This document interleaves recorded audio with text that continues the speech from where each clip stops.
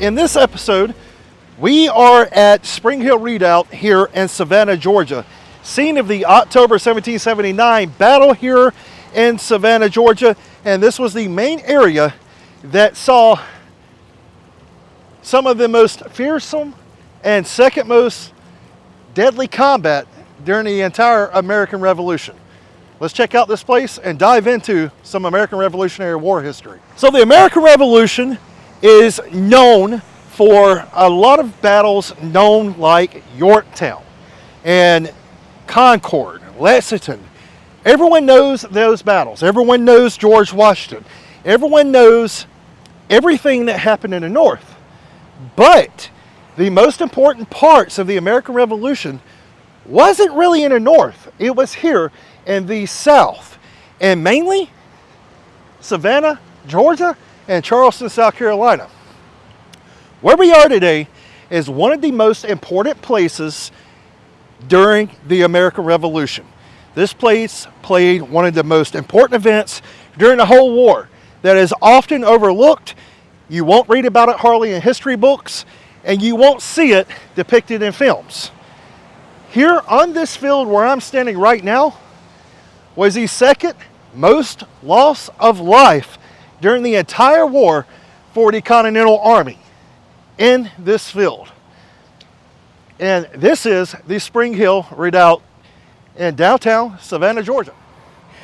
So as we make our way across this field, this is the same field where American forces and French forces on the morning of October the 9th, 1779, which was a Saturday, at around 4 a.m. would step off and then eventually make their way to this spot around 5:30 that morning and attempt to attack this position. On the morning of October the 9th, 1779, French forces, 3 columns deep with 2 American columns and several in reserve, would start pressing into this field. What you see behind me is a memorial that is set up like one of those French or American columns would have been. Here at Spring Hill Redoubt, not much remains other than the reconstructed portions of the fortification, which you see now. Let's go in, let's take a look at these and talk a little bit about probably one of the most important actions during the whole American Revolutionary War. So where we are right now on the morning of October the 9th, 1779, would have been the site of something called abattis, which would have been chopped down treetops, sharpened sticks, anything to slow the advance of the enemy. And in this field, there was a lot of abattis. That morning, Continental forces of French and American troops would come out into this field and attempt to burn the abattis. Up under the cover of darkness and early morning light and dew and mist, they try to burn it to make way for their troops to come in and be able to gain easier access to the ditches you see right in front of us and the parapets. Now, were they successful in doing this? No, they were not, because the abattis was green, it had just been cut, and it did not burn very well, and it was also coupled with rains that had been in the area in the previous days. Now, as you see right here, where we are right now in downtown Savannah is really built up. So not much remains of this fortification, except for the reconstruction that you see right in front of us as we enter. And this represents a pretty correct depiction of what the British defenses here looked like, that was spread out in a crescent moon shape, protecting the Savannah defenses from the French and American forces who were attacking from the area that you see in front of me, right over these parapets. The Jewish burying grounds is directly to our left. That is supposedly the rallying point of the men. Prior to this battle, in October 1779, the French began to siege the town of Savannah. They bombarded, they thought, the British positions here, trying to weaken them. Well, instead they were bombing the town and overshooting these positions. A lot of the town was shot with incendiary shells, but those incendiary shells, thank God, due to some rains the days before, did not take a full effect of the town of Savannah. So this is what the French were shelling. They weren't shelling these positions like they thought. They were shelling the city. And a lot of citizens will lose their lives. Only around one British soldier actually lost his life during this. But several citizens would lose their lives. That includes African Americans who were also in the city. So they were overshooting these positions, shooting incendiary shells into the city of Savannah in October, and they were not weakening this place like they thought they were. Well, finally, D'Estaing, or D'Estaing, or however you want to pronounce his name, the French naval commander here in Savannah, giving aid to the American colonists, finally told Lincoln, Benjamin Lincoln, he said, okay, Lincoln, here's the thing, man. We've got to attack, or I've got to go. We can't continue sieging. We need to do this now. I can't wait any longer. At this time, it's the height of hurricane season. D'Estaing wants to get out of here before he cannot.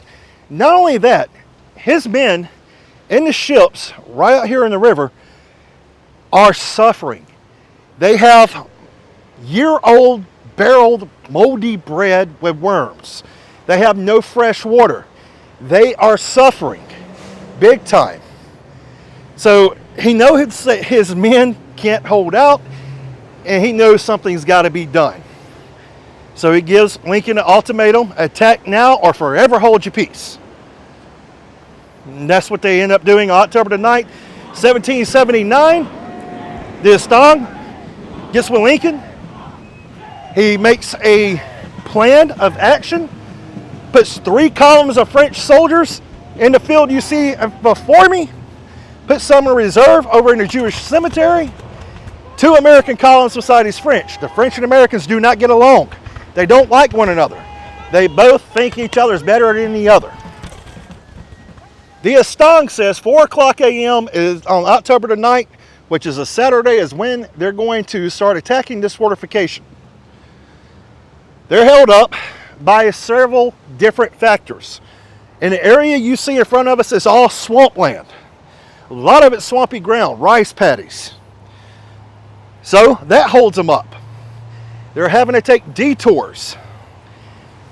The fog is also giving them some horrible conditions to see in. Days before October the 9th, during some sortie parties, the French and Americans actually mistakenly fired on one another, killing several of each other because of things like this. Some of the Americans put white pieces of paper in their hats so they're not mistaken for enemy soldiers. Finally, men are sent out ahead of the columns to sort out some of this abattis, to burn it down, to clear the way for the divisions to come in. They're unsuccessful. Well, the men start attacking. Several brigades make it here. Frenchmen, Irishmen make it to the ditches you see before me. They plant flags on this parapet. There's one famous soldier. I urge you to go look up his account of planting a flag on a parapet here. Is the South Carolinian. They have been given 2 flags for some earlier action that they have performed and done honorably by the women of South Carolina. They were given a red flag and a blue flag. Those flags were planted here. The man was shot down. Another man tried to plant it. He was shot down. Finally, one man during the retreat grabbed the flags and retreated the flags back during his run back to the back of the lines.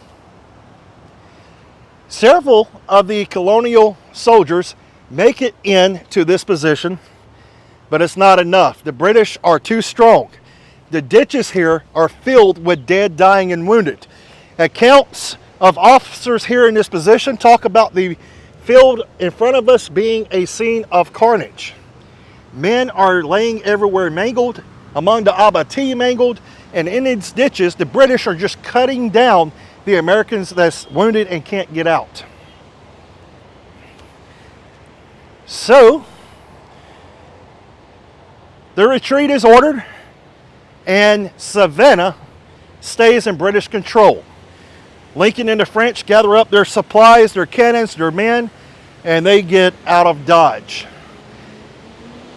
The man here in charge of the British Army, Prevost, is given a commendation for his actions here, but the British don't see how big of a deal Savannah actually, and this action actually was.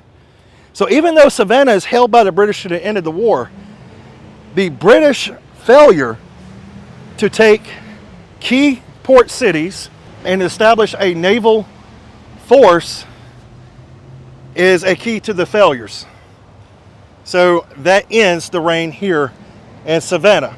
And the British hold out this town and city to the end of the war. All right, so that's just a quick little history of what we're looking at here for one of the most important actions during the American Revolution, and if not the most important action during the American Revolution, right where we're standing.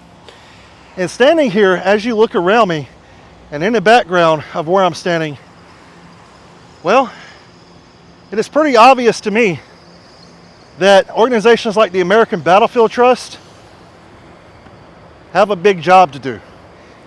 And this really makes you realize it as you go around a city like Savannah, where so much history has happened, but so much of it is being lost to modern society and the civilization that has to unfortunately be built up. But some of these sites need to be saved. So that is the reason why organizations such as the American Battlefield Trust are so important to support.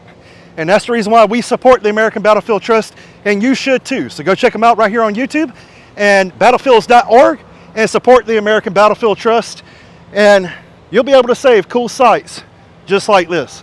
Until next time, guys, we'll see you later. We're headed to the next spot. Keep preserving history, keep learning history together. We'll see you on the next episode.